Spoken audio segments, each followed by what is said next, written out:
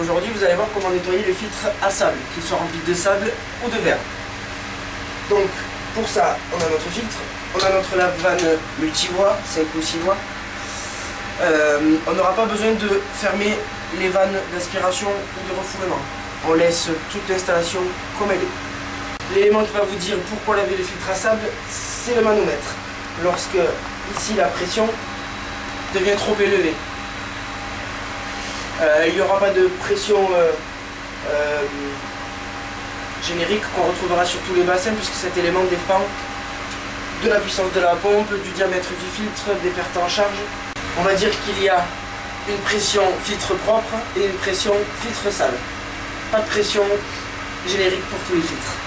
Là, nous voyons que l'aiguille est relativement élevée. On va procéder au lavage du filtre à sable. Pour ça, on arrête donc la filtration électriquement. Pour manipuler cette vanne, toujours, c'est très important, toujours arrêter la filtration. Sinon, aïe aïe aïe, toujours les dégâts. Pour laver, ici nous sommes en position filtration. Nous allons basculer en position lavage. La position opposée à la marche normale, en général. C'est la position opposée à la marche normale, si jamais les étiquettes sont effacées. Position lavage. Et nous allons donc rallumer la filtration. Voilà, donc là, l'eau va circuler en sens inverse de la marche habituelle. En lavage, l'eau vient du fond du filtre, relève les impuretés, les envoie dans le diffuseur qui est ici, et les envoie ensuite à l'égout. Donc, la durée du lavage est aléatoire, ça dépend de l'encrassement, ça dépend de la puissance de votre pompe, ça dépend de plusieurs éléments. La durée du lavage va se déterminer par la qualité de l'eau en sortie, c'est-à-dire que vous voyez au début c'est très sale, au fur et à mesure ça va se clarifier, et quand ça sera transparent, ça voudra dire que notre filtre est propre. Vous avez aussi ici un voyant de turbidité. Le voyant de turbidité, vous voyez la même eau que celle qui sort de votre filtre. Donc au début ça sort certainement logiquement opaque. Vous mettez votre doigt derrière et lorsque vous verrez votre doigt apparaître, ça voudra aussi dire que le filtre est propre. Cette opération dure entre 1 minute et 3-4 minutes. Attention, puisque pendant ce temps-là, le niveau dans la piscine baisse. L'eau s'évacue. Donc ne pas mettre la vanne sur lavage, allumer la filtration, partir boire l'apéro et revenir. Vous risquez de trouver votre piscine vide. Voilà, donc là, on voit bien les impuretés qui se jettent dans le diffuseur et qui s'en vont donc à l'égout.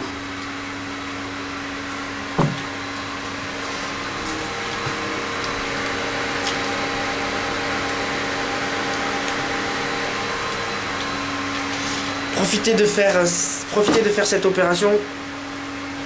Profitez de faire cette opération quand votre bassin comporte trop d'eau, quand le niveau d'eau est trop haut. N'hésitez pas à faire cette opération à ce moment-là, ça vous permettra de baisser le niveau d'eau dans la piscine et ça vous permettra de laver votre filtre. Donc vous ne gaspillerez pas l'eau. Du moins.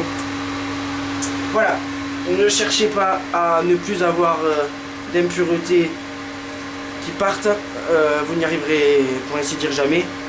Le but étant de laver pas grossièrement, mais d'enlever surtout le plus gros des cochonneries, puisque toutes ces petites impuretés, mais il y en a des millions, on n'arrivera jamais à les retirer.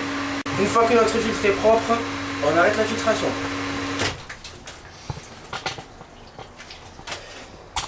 On va se mettre en position ici, rinçage.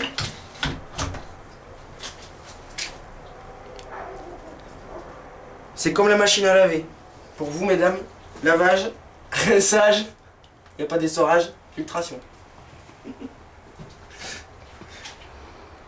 Et donc, on rallume notre électriquement la filtration.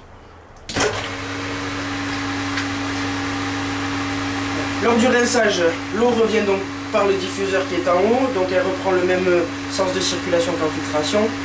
Elle repasse à travers le sable, et elle s'en va quand même à l'égout, donc dans cette position-là, la piscine se vide aussi. Cette opération elle va durer entre 20 et 40 secondes. Le but étant de rincer les canalisations, ici, de manière à ne pas renvoyer d'impuretés dans le bassin.